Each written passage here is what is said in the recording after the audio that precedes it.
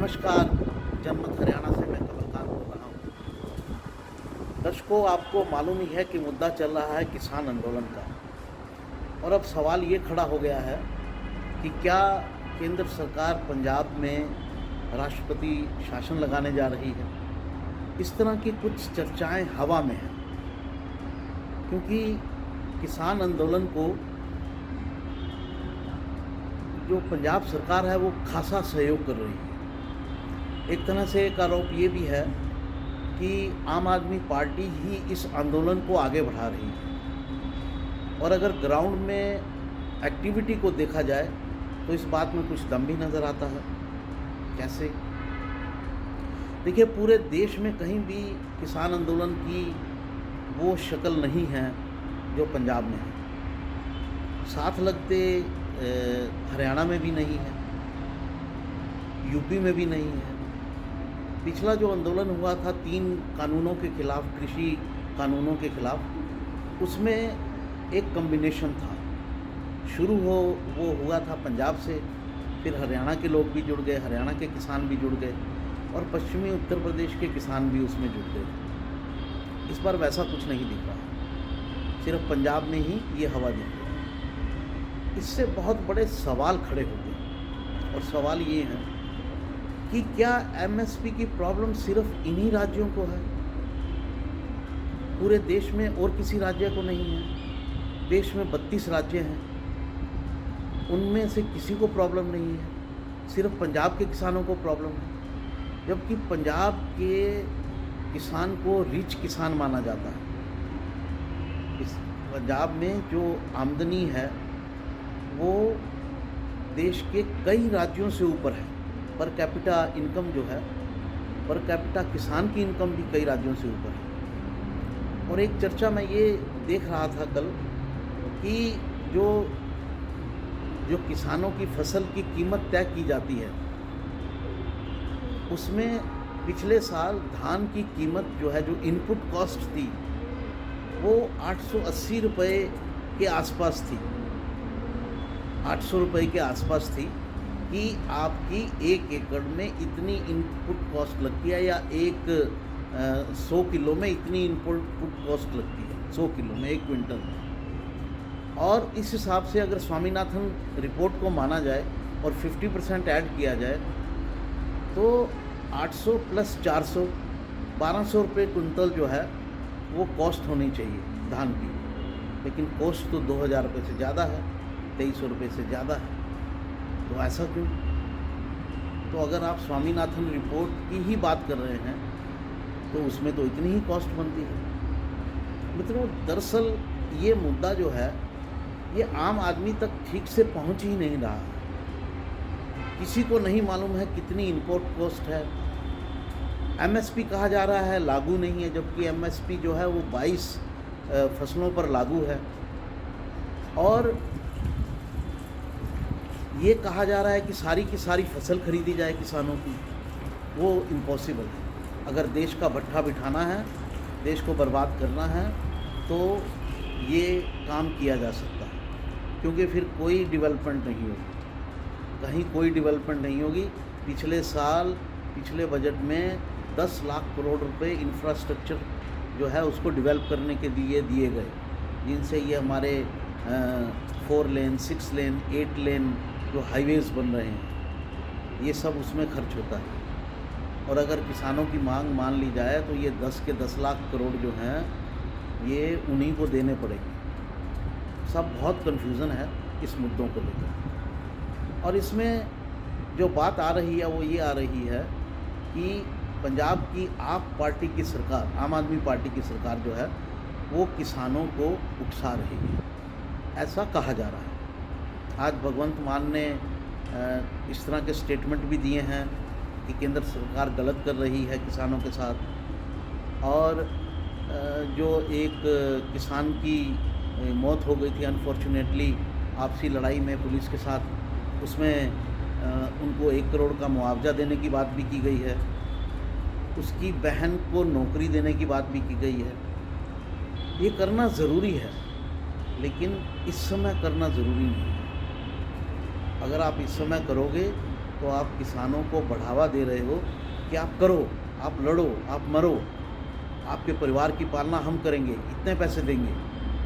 ये एक बहुत बड़ी मदद है। मैं ये नहीं कह रहा हूँ, ये ध्यान रखिएगा कि मदद नहीं की जानी चाहिए, मदद की जानी चाहिए, लेकिन थोड़े समय के बाद हालात को समझते हुए कि इसकी घोषणा अभी कर देने से इसका क्या इम्पैक्ट होगा, और इसकी घोषणा अगर बाद में चुपचाप से कर दी जाती या घोषणा करके भी सार्वजनिक रूप से बताकर भी कर दी जाती, कुछ महीने ठहर कर, 1 महीना ठहर कर, 15-20 दिन ठहर कर, आंदोलन शांत होने पर, तो जो है ये एक बेहतर तरीका होता। तो माना ये जा रहा है कि पंजाब की आप सरकार और आप पार्टी जो है वो किसानों को उकसा रहे हैं, और वो इस चीज़ को लेकर एक पॉलिटिक्स कर रहे हैं। तो सवाल ये है कि अगर आम आदमी पार्टी पॉलिटिक्स कर रही है तो फिर बीजेपी पॉलिटिक्स क्यों ना करे, बीजेपी वैसे कदम क्यों ना उठाए। अगर पॉलिटिक्स ही करनी है मुद्दे को लेकर तो दोनों तरफ से होगी पॉलिटिक्स, तो फिर एक तरफ से तो नहीं होगी।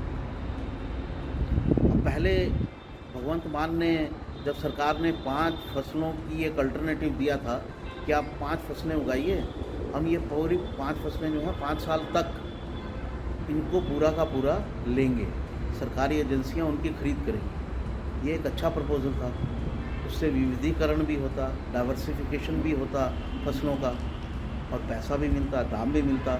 सरकार जो चीज़ें बाहर से इंपोर्ट कर रही है वो इंपोर्ट रुकता और वो पैसा किसानों को जाता। सरकार इसमें सब्सिडी भी ज़्यादा दे सकती थी, जो मूल्य तय करती उसमें इस बात को भी ध्यान रख के करती कि बाहर की फॉरेन एक्सचेंज जो इसमें जा रहा है वो भी बचेगा। ये भी एक पहलू होता उसमें, लेकिन उसको किसानों ने रिजेक्ट कर दिया। भगवंत मान की सरकार ने उसको पहले सपोर्ट किया था। अब वो जब किसानों ने रिजेक्ट कर दिया तो किसान तो हर बात को अब रिजेक्ट करने के मूड में है। जो उनकी मांगे हैं उनको माना नहीं जा सकता, और अगर नहीं मानेंगे तो वो ये आंदोलन चलाते रहेंगे। आंदोलन कब तक चलाएंगे? आंदोलन इलेक्शन तक चलाएंगे। देखिए, ये बात इलेक्शन से पहले ही किसानों ने क्यों की, इसका भी एक बड़ा प्रश्न है। और कुछ लोग किसानों के द्वारा जो हिंसा की जा रही है, जैसे जिस हादसे में किसान की मृत्यु हुई थी, उसमें पराली में आग लगाकर बीच में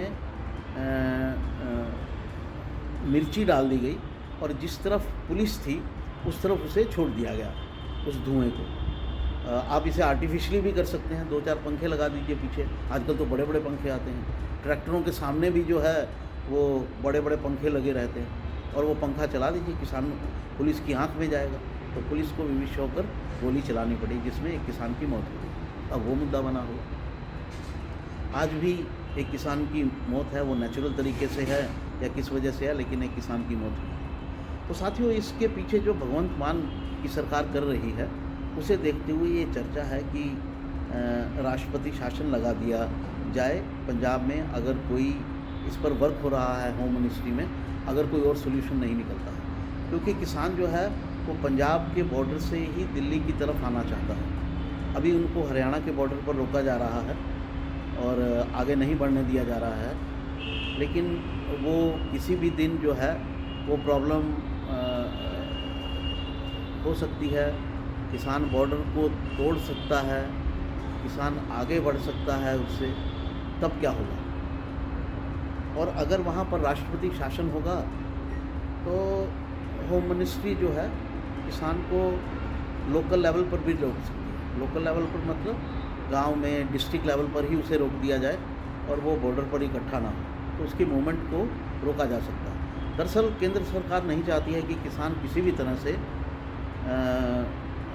पहुँचे दिल्ली तक, क्योंकि पिछली बार दिल्ली में जो हुआ था वो बवाल से सरकार ने लेसन लिया है। पिछली बार सरकार लीनियंट थी, 1 साल तक लगभग किसान बॉर्डर पर बैठे रहे थे, और एक दिन जो उन्होंने मार्च किया तो उसमें उन्होंने पूरी दिल्ली को एक तरह से तहस नहस कर दिया। लाल किले तक पहुंच गए।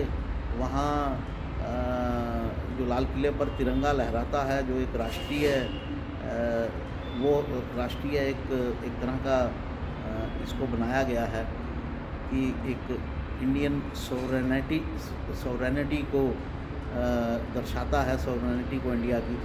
उसको हटाकर वहाँ पर केसरिया झंडा लहरा दिया गया, वो वाला केसरिया झंडा जो खालिस्तान के समर्थक अपना झंडा बताते हैं।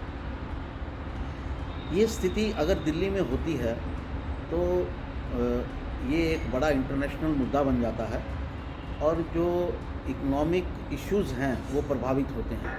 जैसे अगर अशांति होगी तो अखबार की तो हेडलाइन बन जाती है, हर रोज़ अखबार की हेडलाइन बनेगी और उसका इम्पैक्ट ये होगा कि इंटरनेशनल स्तर पर जो FDI, जो फॉरेन डायरेक्ट इन्वेस्टमेंट आता है या और भी जो निवेश होता है देश में विदेशों से, वो रुकने लगेगा और जो इन्वेस्टमेंट हो रहा है अलग अलग चीज़ों को बनाने का वो रुकने लगेगा। तो ये तमाम चीज़ें होने लगी। इसलिए इस बार केंद्र सरकार नहीं चाहती कि इस पूरे मसले को दिल्ली के बॉर्डर तक लाया जाए, इसलिए किसानों को वहीं रोकने की कोशिश हो रही। किसानों के कुछ संगठनों का भी कहना है कि प्रदर्शन ही तो करना है, तो प्रदर्शन तो कहीं भी हो सकता है और पहले आज तक जितने आंदोलन होते रहे हैं वो इसी तरह से होते रहे हैं कि प्रदर्शन है, जहां सरकार रोकेगी वहां धरना दे देंगे। तो दिल्ली जाने की जिद क्यों है आखिर? आप पूरे देश में प्रॉब्लम क्रिएट करना चाहते हैं क्या? आप इसको एक इंटरनेशनल मुद्दा बनाना चाहते हैं क्या?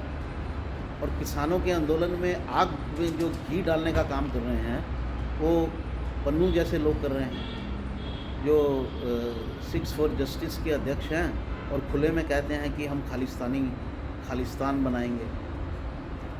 इसके लिए वो अपने सर्वेस वगैरह भी करते रहते हैं, लोगों से पूछते रहते हैं, जिसको रेफरेंडम करते रहते हैं, चाहे उसमें 500,000 लोग ही आते हैं। और पन्नू के बारे में एक बात बड़ी क्लियर है कि वो CIA के एजेंट हैं। उनको जिस तरह की सुरक्षा दी जाती है और पिछले दिनों में वहाँ की एजेंसीज़ ने, अमेरिका की एजेंसीज़ ने जिस तरह से एक भारतीय को पकड़ा और उस पर आरोप लगाया कि ये पन्नू की हत्या करने की प्लान कर रहा था, तो उससे बहुत क्लियर है। और उसको जो सुरक्षा दी गई है और जो उसको लेकर एक इतना बड़ा हाय तौबा मचाने की कोशिश की गई है अमेरिकी एजेंसियों द्वारा, उससे बहुत क्लियर है कि वो CIA का एजेंट है, वो उसका एजेंट है। इसे विदेश नीति की भाषा में एजेंट कहा जाता है, वो उनका एजेंट है। और भारत सरकार ने भी ये बात अमेरिका को बता दी साफ साफ। तो पन्नू जैसे लोग जो हैं वो जब बीच में कूदते हैं तो साफ पता चलता है कि किसान आंदोलन का डायरेक्शन किधर है। पन्नू ने तो एक घोषणा कर दी कि हमने पंजाब को जीत लिया है। ठीक है पन्नू जी, आप करते रहिए, देश भी देख लेगा आप कहाँ तक सफल रहते हैं और कहाँ तक आप विदेशी ताकतों के हाथों में खेलते रहते हैं, ये बहुत क्लियर है। तो साथियों, पंजाब सरकार के इस रुख को, अनकोऑपरेटिव रुख को देखते हुए और इस पूरे आंदोलन को कि जो आग में घी डालने का जो काम कर रही है सरकार, उसको देखते हुए केंद्र सरकार में कहीं ये चर्चा है कि स्थिति ज़्यादा बिगड़ी तो फिर राष्ट्रपति शासन लगाना ही पड़ेगा और राष्ट्रपति शासन लगाकर इसे काबू करना पड़ेगा। मेरे ख्याल से पूरी की पूरा राष्ट्रपति शासन लगा के सरकार को बर्खास्त कर दिया जाए। सरकार के पास एक ये ऑप्शन भी होता है और दूसरा ऑप्शन होता है सस्पेंडेड एनिमेशन में, वहाँ की विधानसभा को सस्पेंडेड एनिमेशन में रख दिया जाए। सस्पेंडेड एनिमेशन होता है कि फ़िलहाल आपकी असेंबली जो है वो सस्पेंड कर दी गई है, आप कोई काम नहीं कर सकते, आपकी एग्जीक्यूटिव पावर्स ले ली गई हैं, लेकिन अगर 6 महीने में स्थिति सुधरती है तो इसको फिर बहाल कर दिया जाएगा। उसमें दोबारा चुनाव करवाने की ज़रूरत नहीं होती। ऐसा पहले भी 1-2 प्रदेशों में हो चुका है, बहुत पहले की बात है, जब पिछले कुछ सालों से तो प्रदेशों में राष्ट्रपति शासन लगाने की जो तौर तरीका होता था और जो एक मतलब मजाक होता था वो तो बंद ही हो चुका है, क्योंकि 356 पर सुप्रीम कोर्ट की रूलिंग्स भी कुछ आ गई हैं जिनसे राष्ट्रपति शासन लगाना इतना आसान नहीं रहता है। तो इस वजह से राष्ट्रपति शासन आजकल बहुत कम लगता है। पहले हुआ करता था इंदिरा गांधी के ज़माने में कि राष्ट्रपति शासन एक आम बात थी।